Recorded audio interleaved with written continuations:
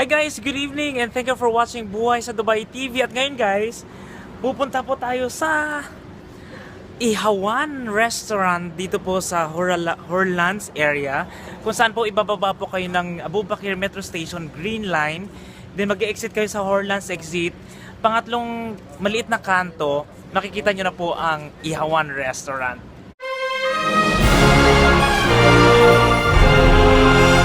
Okay, so today I will be with DJ Rico again.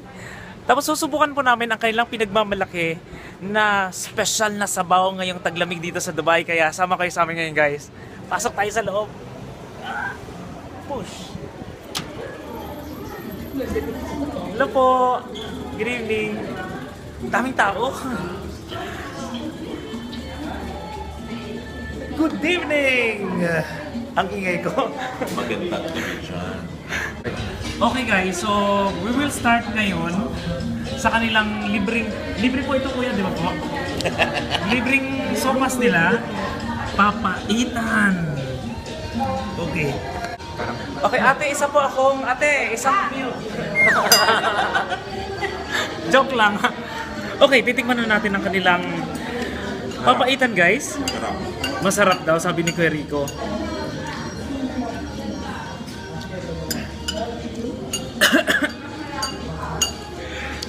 Lasang papaitan talaga siya at saka ang anghang. Masarap siya ngayong taglamig.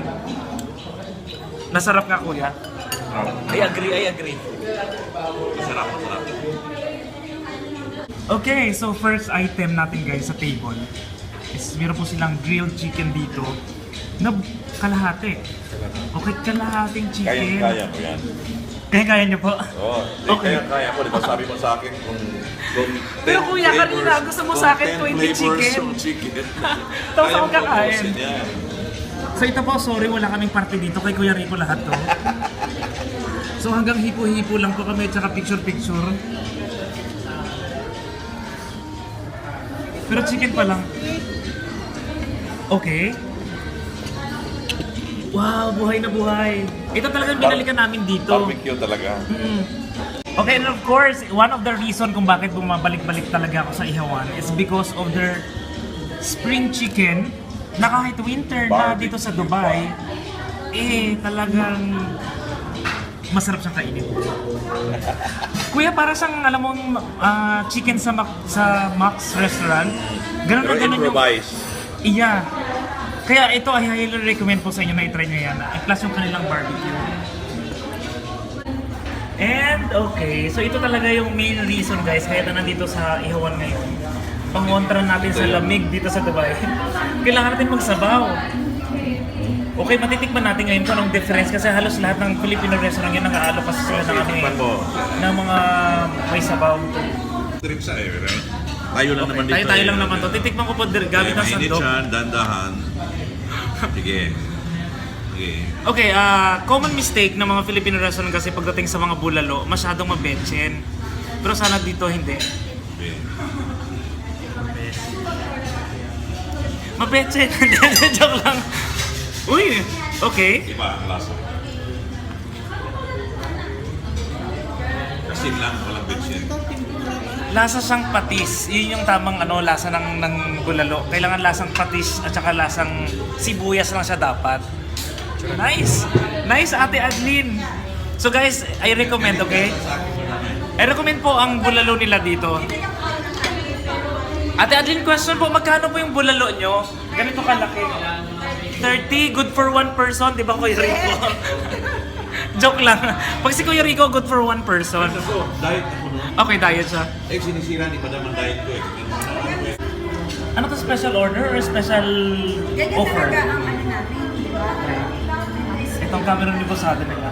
Ate, parang hindi lang kayo talaga, Pinoy restaurant ng dating. Talagang pang professional din talaga yung presentation. Hindi kasi, di ba, yung isama namin sa kitchen, sa Manila siya, nag-work din sa Okay. Rockwell. Alright. So yung kagandahan nun, kasi talagang it's a mix of original Filipino dish. Kumain ako ng iba. Okay, at akala namin tapos ng lahat, meron pa palang isa. So ito yung talagang homemade na nila na sisig na pinagmamalaki nila Ate Adeline dito sa Ihawan Restaurant. So, hindi po yata siya magra-rice. Huwag niyo po siyang kapakainin ng rice. Kuya sa... Okay. Okay, so... Atak na tayo. Okay, and ngayon guys, itatry din natin ang kanilang... Ito na po, yung pinost ko po sa aking Facebook page, ang kanilang beef motong. Mainit-init pa yan. So, titikman natin ngayon. Gana. It's time. Sabaw yung mga di ba? Tapos ano talaga siya, basta sa pagkain kuya, talagang maayos naman ang nakita talaga. Ang ano lang, basta huwag mong tipirin.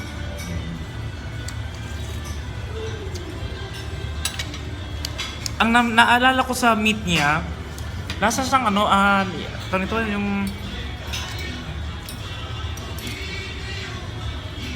Okay guys, so yun, as expected, talagang sobrang busog po kami. At si Kuya Rico, ayun po tumakas sa ating, din na niya kayang kabusugan niya. Kasi sinira ko daw ang kanyang diet tonight.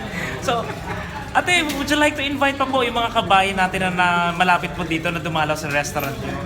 Kaya malapit o malayo, dalaw lang po kayo dito sa Ihawan Restaurant. Nandito lang po sa Horalands. Ayun laging problema natin, ano yung Ang address? address, basta PM nyo lang din po ako sa Facebook ng Ihawan Restaurant. Ayun lang. Magre-reply po ako doon para sa location. Tapos Ayun. sa taste ng pagkain, hopefully wala pa naman po napapahiya sa mga nagre-recommend. Of course, sobrang sarap dito. Okay, dito nyo lang matitikman yung kakaibang lasa talaga ng Pilipinong pagkain Pinoy na namimiss nyo talaga sa Pilipinas. Original Filipino taste from the Philippines. Yun yung difference ng Ihawan Restaurant. Thank you po, Kuya! Salamat po, Daddy. Ay, busy siya. Okay. Isingit ko pa mga to. Hello! Ayan, nagkita na kami dito. Yun, enjoy nyo yung food nyo. Thank you, sir. Bye! Alis na ako? Or, may takeaway tayo? Oo. Patay namin po. Ay, sorry. Ano po yan? Ito yung burger na pinagmamalaki niya. Andiyan na rin yung burger. Ito yung burger nila. Ano lang, akin na rin po yan. Oo. Ibibenta ko sa kanila. Bye, ate. Bye. God bless po. Salamat. Salamat po. Bye! Bye-bye. Okay. Wow! Okay, so ito may takeaway ulit kami. Sign ba? Malayo pa makikita talaga, visible, no? Yung color combination ba?